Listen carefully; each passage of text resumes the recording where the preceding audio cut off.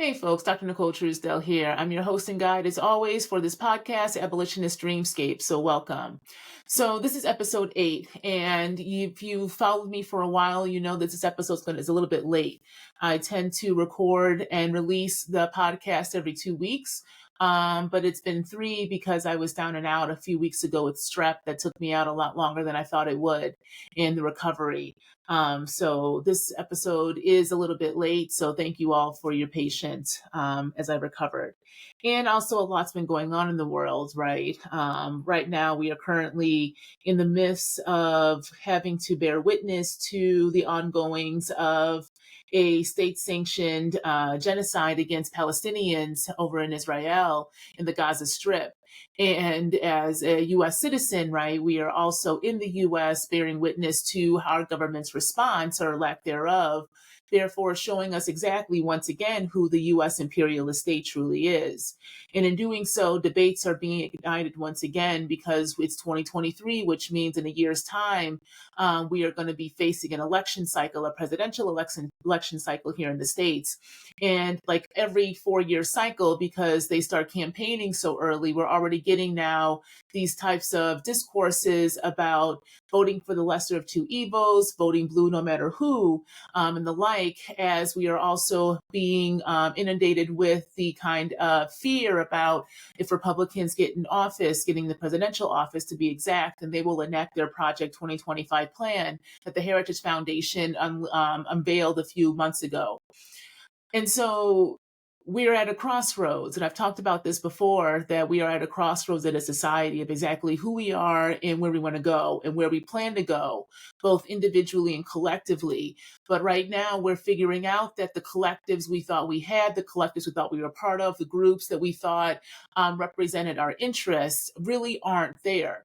And so many folks are having this kind of quote unquote awakening to a sense that everything ain't all right. It never has been. But what ain't all right is exactly what we've been fed, that somehow this is the only way to live. This is the only way to be. This is the only way we can do things. Because as we all bear witness to the ongoing genocide, we're also asking questions and having more information revealed that lets us know exactly where our tax dollars go here. We are told that we cannot afford universal health care. We are told that we cannot fund our schools. We are told that we cannot provide affordable housing, to build housing for those who are houseless, those who are struggling to find a home because of rising costs, both food and gas and just basic things of living, right, are no longer affordable. So if we can't afford our basic needs to live, then are we still living?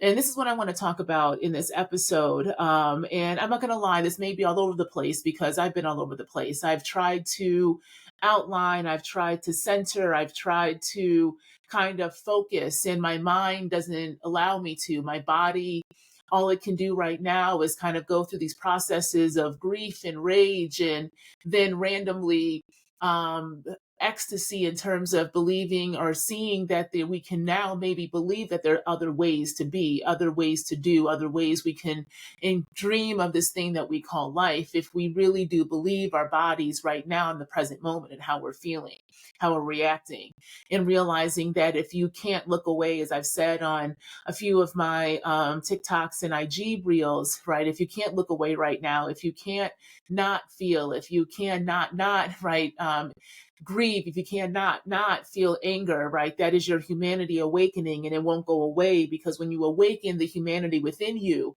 how can you put it away? Because now you're realizing that there's another way to live. All right, so let's get into that. And before I begin, as always, I need to do my announcements and thank yous, because again, this podcast and the work I'm able to do in the public is only possible by those who have supported my work and continue to do so. And so I have a Patreon, Abolitionist Dreamscapes, in which I teach a lot more on various aspects of abolition and dreaming. And in doing so, I'm hoping to create spaces of seed planting, of planting seeds of how we can break the things that do not work for us and dream of what can. And in doing so, I talk about anything from the ancestors to astrology to various aspects of the social, political, and economic condition that we're in, and what happens if we kind of believe all of that through a new lens. So if you're interested in joining that, you can find out in the link in the show notes below of how to do so. And also, I own my own business, Abolitionist Dreamscapes, as well, where I do a number of different things like keynote speaking and consulting and one-on-one work along with astrology readings. And I'm also in the process of writing my book, Abolitionist Dreamscapes, in which I will explain and explore more the different ways that we can come to different knowings and beings if we understand the kind of groundscapes, landscapes, and soundscapes that we are in, so that we can really get to those dreamscapes. So to support that work, again, I'm an independent scholar. You can see how to do so below. I accept donations in various ways. I may start a GoFundMe. I'm really not sure, honestly, around the book because, you know, as we all are trying to do, we're trying to have our basic needs met. And as an independent scholar and businesswoman, and quite frankly, I'm just going to throw it all out there as also a Black queer single mama, right? Who broke my life in order to come back to my humanity. It really has been the support of those who have believed in me and my work in this kind of new iteration of my life that I really want to sincerely say thank you to. And so my patrons, those who have been able to just send me love donations in various ways through my Cash App, my Zelle, my PayPal, my Venmo, like it really has been very helpful, especially as I build my own client base as well.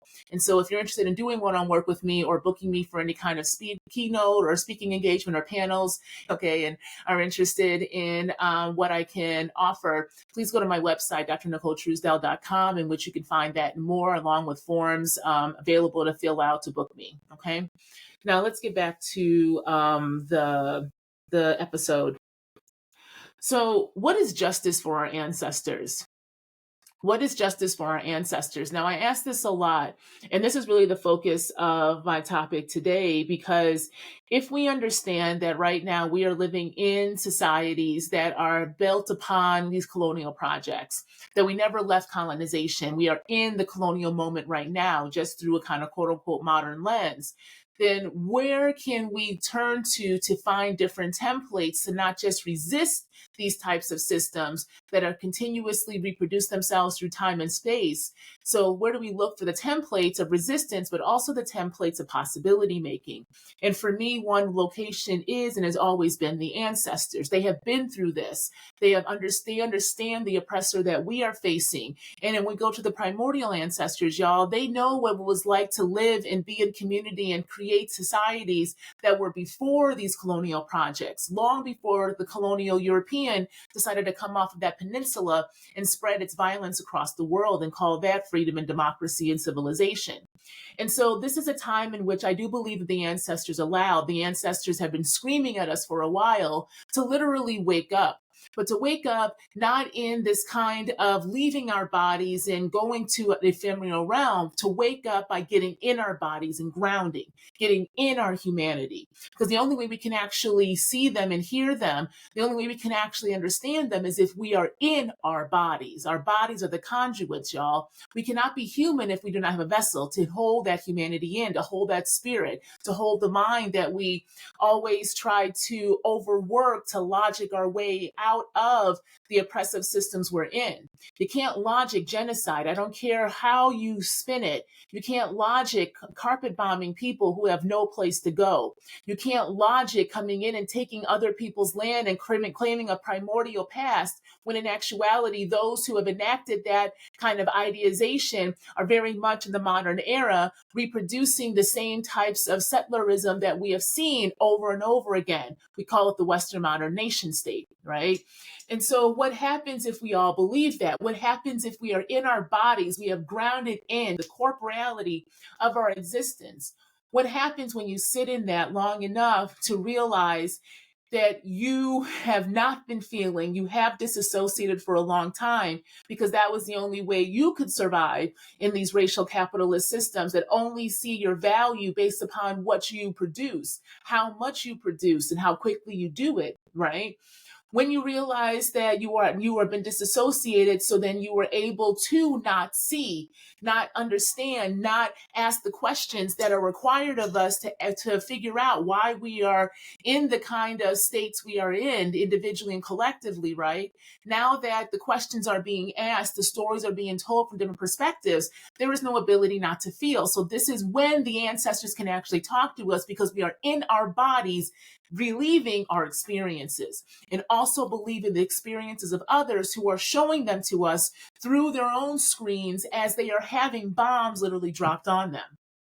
And so right now, like I said, the ancestors are loud because they need us to believe. They need us to believe what is going on because they have lived through this.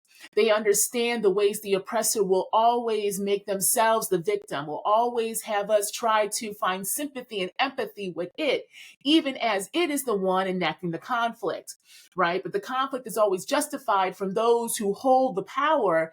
And in doing so, they can get very arrogant back. The technology is being engaged both from the power structures themselves to promote the propaganda and try to censor the type of information coming out.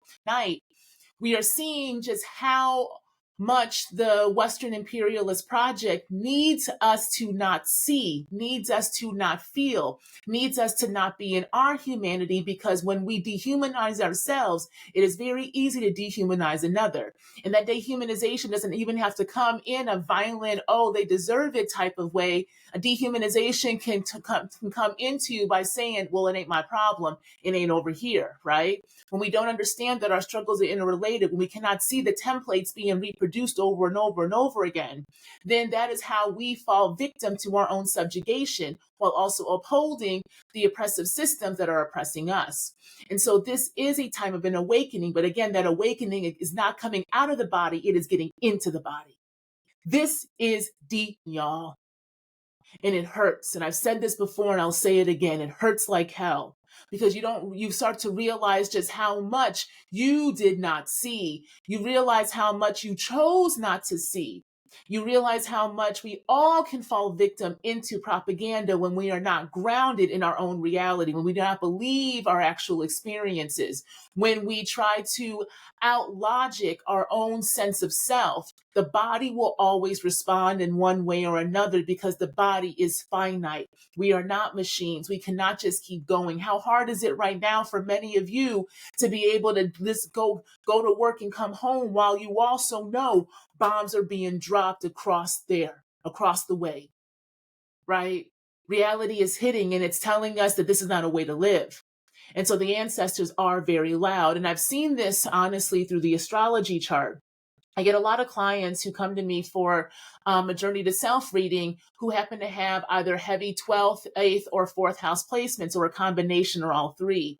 And when I see placements in the 12th, 8th, and 4th house, the dark houses, the 4th are the foundations of your family structures, your ancestry, your roots, your home. The 8th house, death and transformation, the occult, the things that are not seen, other people's resources, right? The depths of the kind of scorpionic waters of the 12th house, which is the subconscious, the hidden conscious, the fears, the kind of collective unknown, the things that we truly cannot see, the kind of locations like hospitals and insane asylums, the things that are also hidden institutions. When you have placements in those houses, especially personal planets in those houses, many times that is telling me that you have a connection, a strong connection with the dead in one way, shape, or form. The dead either being your own ancestors, and so they are allowed, especially with 4th house placements, you have the ability to usually have these kind of different types of knowings,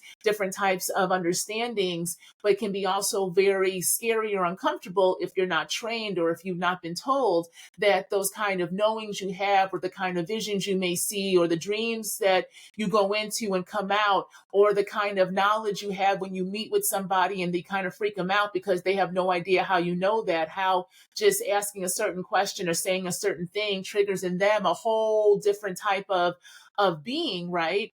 That is an ancestral knowing. That is an ancestral connection. But again, we have been disconnected from our ancestors on purpose, because the colonial project needed us to disconnect from our power, needed us to disconnect from our sense of self, because the self, the human, is supposed to be self-determined. The ability to self-determine is foundational to the human experience. This is why it's always been foundational to Black radical thought, to the Black liberation power movement, and also right now in Palestine to the Palestinian movements. They are asking for the right to self-determine, exactly what Black folks have asked around the whole goddamn world, y'all, since the minute they stole our ancestors and put them into a situation in which they were rendered down to be chattel. And then in that chattelness, that gave justification for these Western states to then use our bodies and our blood literally for their gain. So how do you do that? How do you get a people? How do you break a people? You break the hold they have to their sense of knowing, to their sense of self, and you replace it with a different type of knowing, a different type of orientation, a different type of literal God. So the Christian white patriarch, the Christian white God came in as a perfect tool of imperialism, a tool of European imperialism that has wreaked its ugly head so well for the past 500 years that now many in the diaspora have clung on to ancestors that are not theirs, calling anything else that is actually familiar to them demonic. That is a spiritual warfare because you are purposely been taught to cut off your power. You have been taught to cut off your knowing. So therefore, when they try to come in, either through your dreams, through your claircognizances, through your experiences, you then double down and deploy what you have been taught to turn it off, to look away and go to the ancestors of Abraham. Because at the end of the day, you are just replacing one set of ancestors with another, your own bloodline with the bloodline of Abraham. And quite frankly, that ain't your ancestor. That is not a lot of our ancestors. If it is, that is great. But even the Abrahamic faith that we have been taught through the Christian lens is still not the Christianity of those from the African continent. It is a Christianity coming out of that European colonizer, justified through the doctrine of discovery through the Vatican. And in doing so, they even admitted without trying to take with no responsibility that they made that shit up. They made it up. They cut that Bible down. There was only certain Bibles that were being allowed to be used on the plantation system, especially in the U.S. and the Deep South, but also, quite frankly, in the Caribbean. There were ways that the slave Bible was manipulated in order to show only those parts that told them that it was their responsibility as the enslaved to look up to their master because the Bible said so. That's what God said. That's what Jesus said, right? So if you are clinging on to that type of religiosity, which we know is running rampant right now because the evangelical church has heavily stepped in since the 70s to overtake these Christian rhetorics and double down in that Christian white patriarch that is nothing more than anti-Black in nature. If you are aligning to that, then you are aligning to your oppressor. You are aligning to your subjugation. And this is why the ancestors are even louder now saying, you better come back into your body, come back into your knowing, because they are not the ones that are going to save you. They are not the ones that are going to help you. Our ancestors are.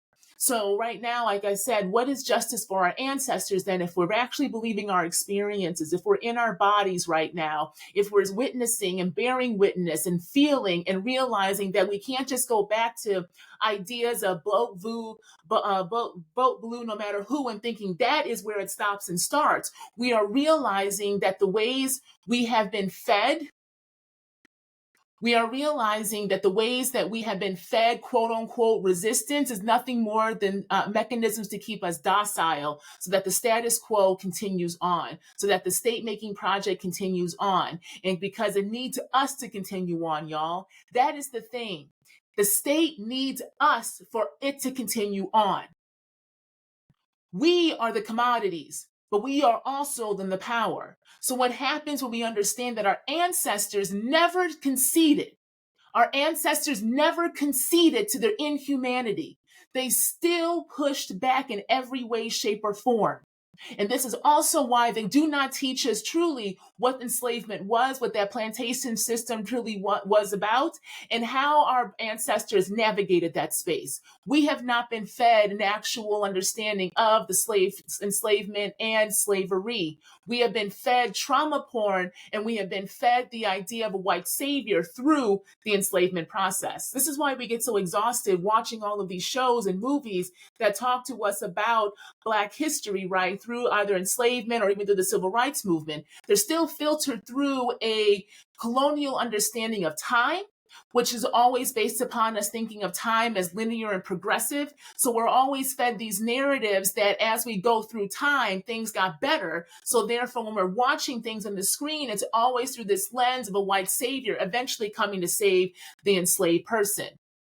When in actuality, many times we saved ourselves, right?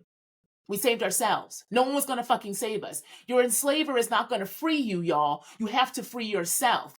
That's why so many people ran away. The Maroons are a real thing. I want people to start reading more about those who did push back, because there are plenty of sources around that. The Maroons and the fugitives. They are the ones who understood that you must take back your life. You must take back your humanity, because that enslaver will never give it to you. We talk about the Haitian Revolution so much, and folks want to talk about how Haiti took 13 years and they did what they needed to do to get free. Yet in the present day, when folks who are pushing back against their oppressor do so through the only means they have, we then get fed this kind of purity politic. Well, no, don't do it like that. So which is it, y'all? Which is it? Do you actually want your freedom, or do you want to be nice? Because the two can't sit side by side. And it doesn't always mean physical violence, but it does not mean physical violence in one way, shape, or form, because we live in a violent society. We are already having to face physical violence in one way, shape, or form on a daily basis. How many of you have to go to work and your body can barely do it, but you must because it's your livelihood? How many of you have had to bury folks in your line because of state violence, and then you got no kind of ability to grieve? You had no ability to grieve. You just had to keep up and keep going, right? Because you had to be strong. You had to be resilient. This idea of strength and resilience fed back to us, especially as Black and brown folks, is nothing more as a way to fucking break us, because we're not allowed to rest. We're not allowed to dream. We have to keep going, have to keep doing, have to keep producing. We can never be. This is why time is always seen as progressive in forward movement. It is always some kind of future making. It is always some kind of future making, right? It is always in some future. But what happens if you're actually present? What happens if you're present in your body? What happens if you actually be in the now? And then from this now, you see and re-see your past experiences, and you allow yourself to analyze your own life and the world around you through the now, not through a future that is telling you maybe one day you can be free, but in the present, you must continue to submit to your oppressor. No, what happens if you are in your now? If you have time be situated through your perspective, through your lens, through your body, what will your ancestors then tell you? How can you hear and see differently?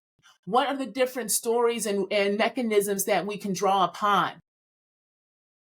This is where we are, y'all. This is what dreaming means. Dreaming is not easy. Dreaming is also not going to be nice. It's not going to be straightforward in terms of if you do A plus B equals C. No, it is going to require us to be in our humanity, which is a messy, messy bitch, y'all. Being human is not easy, but it's not supposed to necessarily be. It's supposed to be about experiences. And right now we are experiencing nothing but violence and atrocity and brutality.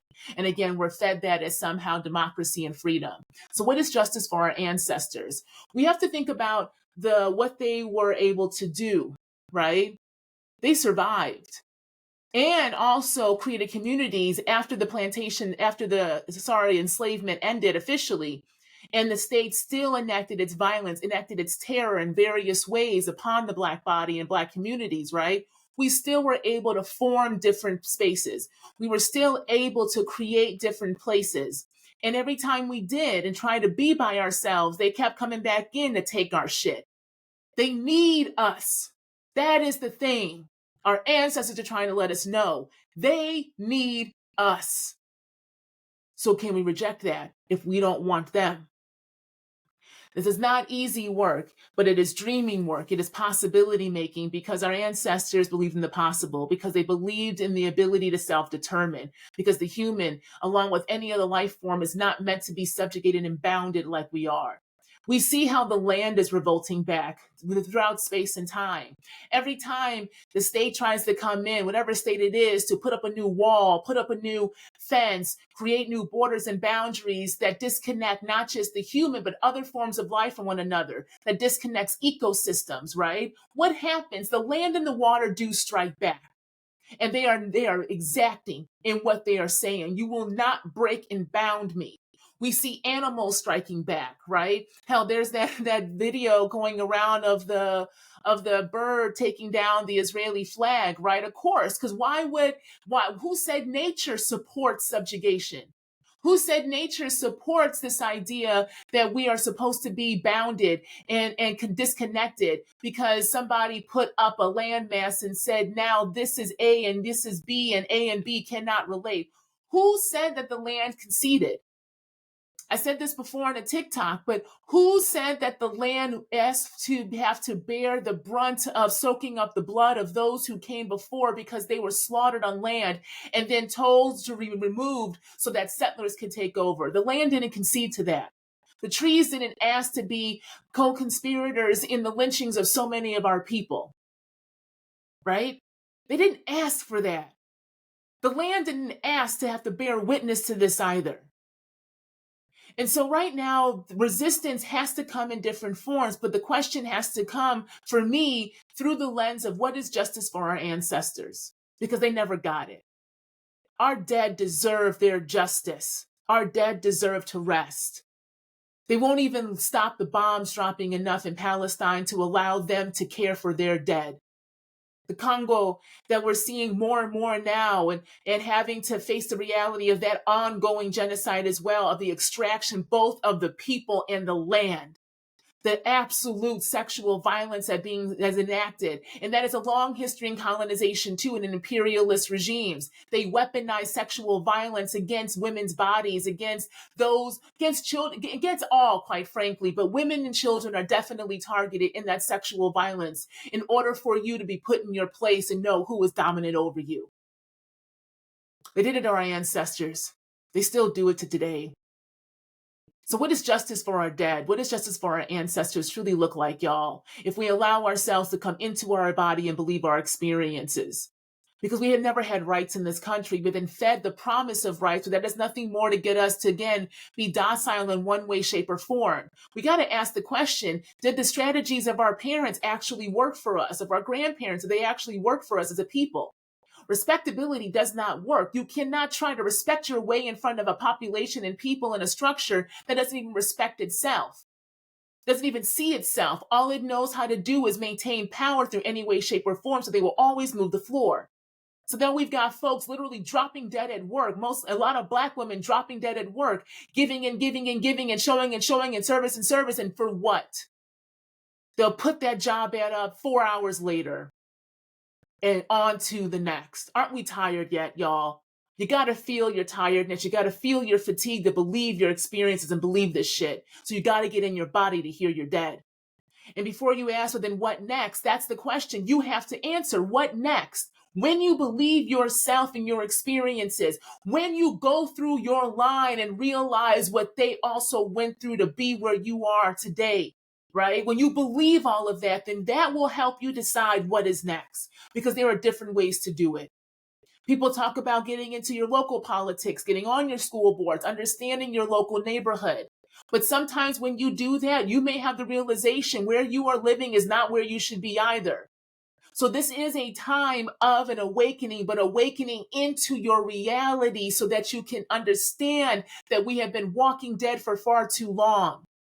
The new age spirituality and the manifestation girlies and the pop astrology that says everything's going to be abundant and great, you just got to manifest, is another mechanism of white supremacist understandings of spirituality that gets you disconnected and still buying into a capitalistic understanding of living in life. Get in your body and figure out what it is that you actually truly need and want and desire. And you're going to realize that it may not be $1 million, because what does that mean? And what is required of that? Maybe what you actually are looking for is deep connections, looking for the ability to not have to always do a transaction with somebody else. Maybe what you're looking for is the ability to barter with those because you can trust one another and you can create third spaces with each other so that you don't have to always be consuming in order to feel as if you are living. People talk about a new world order all the time, but the new world order starts with us. Pluto going into Aquarius next year does not just automatically mean you're humanitarian. Pluto was going to shake some shit up because it is time for a power restructure. The last time this happened, the so-called revolutions, American and French and the like, happened. And in actuality, all that did was reinterpret the damn monarchical understanding of living in life through the European lens and fed it back to us as a nation state. And yeah, certain bodies forgot democracy and freedom because they were literally going off the template, y'all, of the Greek and Roman understanding of a city, states, and citizenship. We are living in the imagination of the European who was infatuated with the Greek and Roman revivalist periods that were very popular at that time. Scottish Enlightenment thinkers were heavily influenced by those types of knowings. So no wonder why we are still living in that kind of structure and why we still have men who are so weirdly obsessed with the Roman Empire without actually understanding what the political economy of it was and how it didn't really fucking work, because you can't just consume and take and think that you can also maintain under brutal force, because they also supplemented people's ancestral and spiritual practices with their own, right? Rome was really good at that. And so rinse and repeat. What happens if we understand that there are different ways outside of these imaginations? Well, in order to do that, we got to come back to our body in order to come back to our dead. So going to the 8th and 12th houses, right? The 8th and 12th houses really tell us more about power and the dead and our relationship to death. Because again, if we don't respect death and the dead, we cannot respect life. We don't understand the preciousness of life. We can't comprehend true time and timing of life, because we are built upon and beholden to, again, these kind of linear progressive understandings of time that keep us always going in the future, which means we are always disconnected because we are not allowed to actually stay in our present and pivot, saying this ain't working, so we got to do something else. It's more than a black or white or red or blue, y'all. There are so many more possibilities, so many more roads open, but we have to initiate them. So again, what is justice for our dead? What is justice for those who have died under these oppressive systems? And whether we like it or not, our struggles are related. Our struggles are interrelated because these are templates that are rinse and repeats. And if we don't allow ourselves to believe and open up to new ways of being, we're going to be here again. There'll be new generations asking the same questions, looking at us being like, why didn't you try something else, something new, something more, right? So let's be the templates for those who we don't even know are coming after us, but we know there are others coming after us, because guess what? They couldn't kill us. We are still here. They couldn't unalive us as a population. We are still here. The Palestinians are still here. They're trying to drop bombs day and night. They are still there. They're trying to suck Africa's resources dry in the Congo. But guess what? They're still there. The people and the land is still there. Haiti right now basically has told the DR to F off because they were tired of the DR thinking that they are white, essentially, and that they're going to come in and continue to oppress Haiti. Haiti said, we will build our own shit. We have templates, y'all. We have to just stop looking at the European, looking at the American imperialist regime, and look to other places that know the brutality of these imperialist projects. We know the brutality too, but we have been comfortable. We have been made and felt as if this is comfort, even though if you were actually in your body and believed your experiences, you were realizing you are not comfortable at all. You are not comfortable with that mortgage that essentially makes your house poor if you're able to even have one. You're not comfortable trying to work 3-4 jobs to make rent that keeps going up and food keeps going up. So the things that you are actually creating or producing or giving to others, you yourself cannot even partake in. None of this is comfortable. You are not comfortable if you occupy a black or brown body going out and not being sure someone's going to call the cops on you just because you happen to laugh too loud or be in a space somebody else deemed you shouldn't be in, right? This is not comfort, y'all. This is stagnation. This is complacency fed back to us as the only way to live. So what does justice for our dead look like? Answer that question for yourself, because I really do believe it's time to call the ancestors down. It's time to call the warriors down. It's time to call the primordials down, who know what it will take for us to be able to imagine something else, something more, something different. This is the time of the creative, just as much as it's the time of the revolutionary, because revolutionary art is part of movement making. It's part of us dreaming and imagining something different. So it's time to call the ancestors down.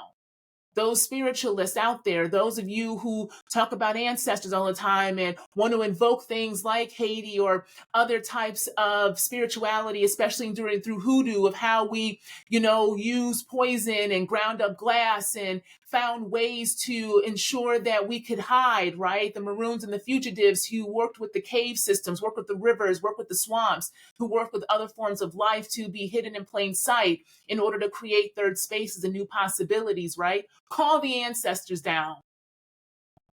Work with your groups, y'all. Call the warriors down. Call them down and believe that there are different ways to be. If you're not in the community, you can still call in your dead, the primordials, the ones that are elevated for your best timeline. And what that means is they're here for you to live, not just to keep recreating and producing. They're not demonic. When you are fed your oppressors' understanding of your sense of self, anything that would actually bring you power, of course, will be seen demonic, because that demon is actually their worst nightmare. So it is a demon of the oppressed, not a demon of the oppressed. Your ancestors are here for you. Our ancestors are here for us. So what is justice for our ancestors? What is justice for our dead? All right, I'm going to stop there. As I said, I knew this was going to be all over the place, but I just had to get it out. I am going to be doing another salon conversation on what is justice for our ancestors. December 10th, I will have the information about that on November 1st available on Eventbrite. It'll be another salon. I'm not sure if I'm still got to sit with it, if I'm still just going to have it for Black, queer, non-binary, and women folks, or if I'll open it up for BIPOC folks in general. I will know by November 1st. So check out the show notes below. I will update them since I will have this podcast released October 30th. But come back after the 1st. I will have more information about that salon coming up, because I really do mean this. I'm committed to building spaces and places that allow us to bring the dreamscapes into our reality. But in order to do that, we have got to sit in our body, which means this is a deconstruction moment. This is an abolitionist moment, because we have to understand how we have been imprisoned in the kind of understanding of self that is an individual, that is a part of the status quo that we are meant to perform and be in. If we break those scripts, y'all, the possibilities are endless. So this is what I'm writing about. This is what I'm going to speak about. This is the kind of direction that I am going in my work. So if you want to dream with me, please do so. All who are committed to the reviving of our humanity are welcome. All right, y'all. Keep dreaming, keep imagining, get into the body and into the dreamscapes so that we can find a new way to be human. Till next time.